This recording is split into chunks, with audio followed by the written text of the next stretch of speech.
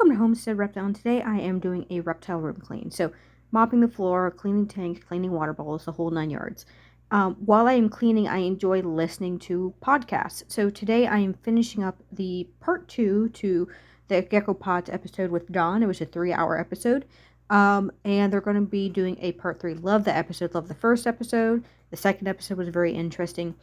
And I just want to talk to you guys a little bit about the shorter segment, the beginning part, where they talked a little bit about the Korean breeders versus the United States breeders. And it was interesting because Don had a very up and close perspective on it because he lives in Korea. He talks to a lot of these breeders.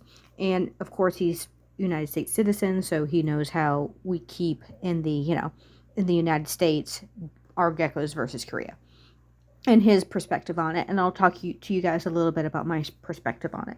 So the first thing I would like to mention is cage sizing. So in Korea, the cages are on the smaller end. And Don mentioned that he's like, the geckos there is like, they're very healthy, they're not sick, they're breeding, all that stuff, they're healthy.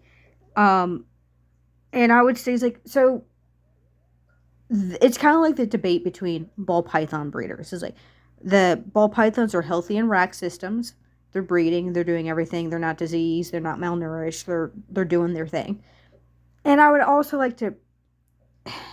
So, at the end of the day, we are producing pets. So they're not livestock. They're not chickens. They're pets.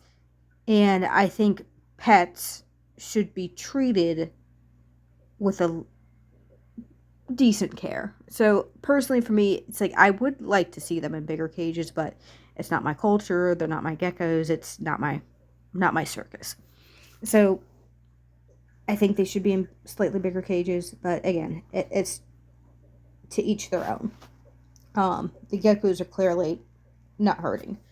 Another thing I also would like to mention is so a lot of the Korean cage setups really remind me of minimalistic houses. So barely anything in there. Most of the time I see a couple of foam perches.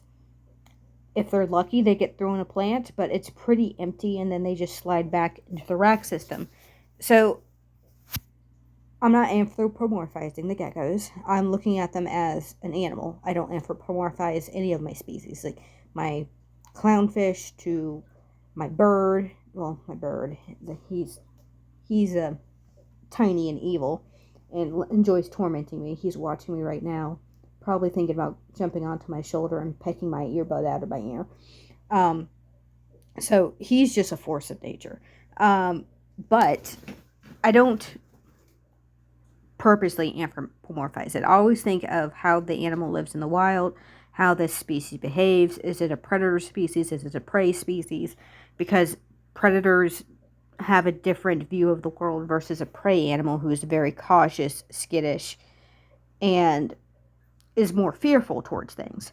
So crested geckos are a prey species. So they're more likely to be skittish. They're not going to be as bold as some other species. So a lychee, very bold.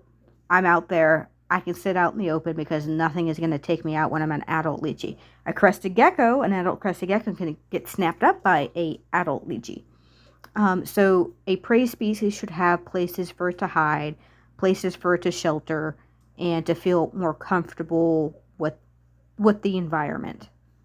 So I kind of think that, because at the end of the day, they have only been in captivity for about 30 years. We haven't, and you can't really breed out the basic nature of animals. Like if it's a prey species, it's always going to be skittish. To a certain degree. You can reduce the skittishness, but it's always going to be a little bit more fearful than a predator. So I do think they should have more foliage. Another thing I would like to mention is this weird trend, and I don't know why it got picked up, but it definitely is in Korea, hand feeding your geckos. So they sell specialized syringes to feed your geckos. So these little syringes have little nipples on them.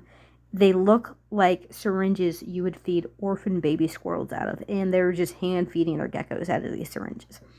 Is it good or bad? It's neither. It's just kind of funny. It's like, I'm not going to spend hours hand feeding all my geckos. That would be ridiculous. And I doubt they really are. Maybe they hand feed their favorites. I don't know. Maybe they just do it when they're filming for Instagram. I don't know.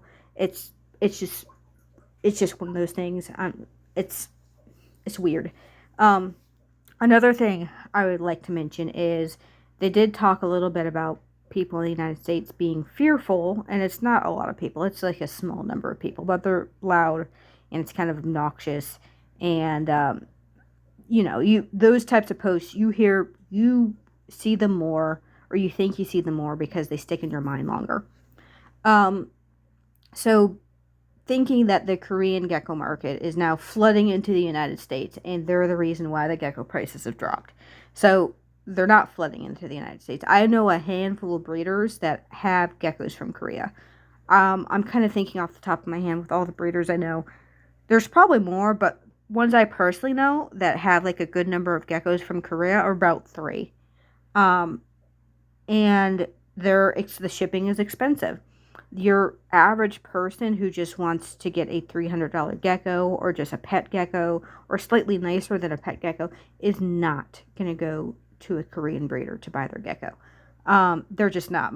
Your average Joe who just wants a pet doesn't even know you can get geckos from Korea and have them shipped to the United States. So I don't think that's anything for anyone to be worried about.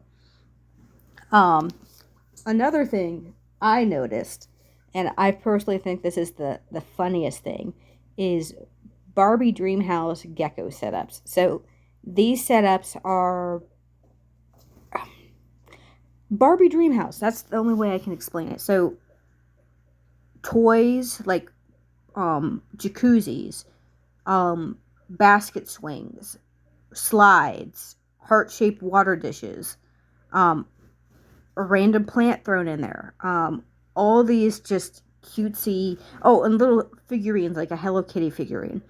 So it reminds me of like Barbie Dreamhouse or little pet shop thing. It's super cutesy, and it's for your gecko. So do I think your gecko is going to get much out of the slide? Do I think they're going to be sliding down and going woohee?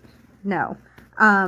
Do I think it's going to hurt the gecko? Probably not, unless it's not reptile safe material, or the suction cups aren't too strong. That's the only reason I could think that it could be a problem. Do I find it appealing? No. It's like I do not want a bunch of plastic stuff that looked like it came from the Dollar Tree kid toy section in my enclosure. So yeah, it's just not for me. So that's popular there for whatever reason. I mean, more power to you. I find it unattractive, but it's not going to hurt your gecko. So if you want to have a enclosure filled with reptile safe materials that are not naturalistic, it's not going to hurt the gecko. So if you want pink rhinestone pothos and pink fluffy ferns and a pink feathered boa in your cage, and it's all reptile safe, it's not going to mold, it's all good, is your gecko going to be stressed out that it's living in a pink dream? No. It's probably not going to notice it. So realistically, at the end of the day, if everything is reptile safe, you can put whatever you want in your enclosure. It's not going to hurt them. Most people might find it unattractive, but if you want Barbie Dreamhouse geckos, have Barbie Dreamhouse geckos. So do your thing. If this was interesting to you, like and subscribe and leave a comment.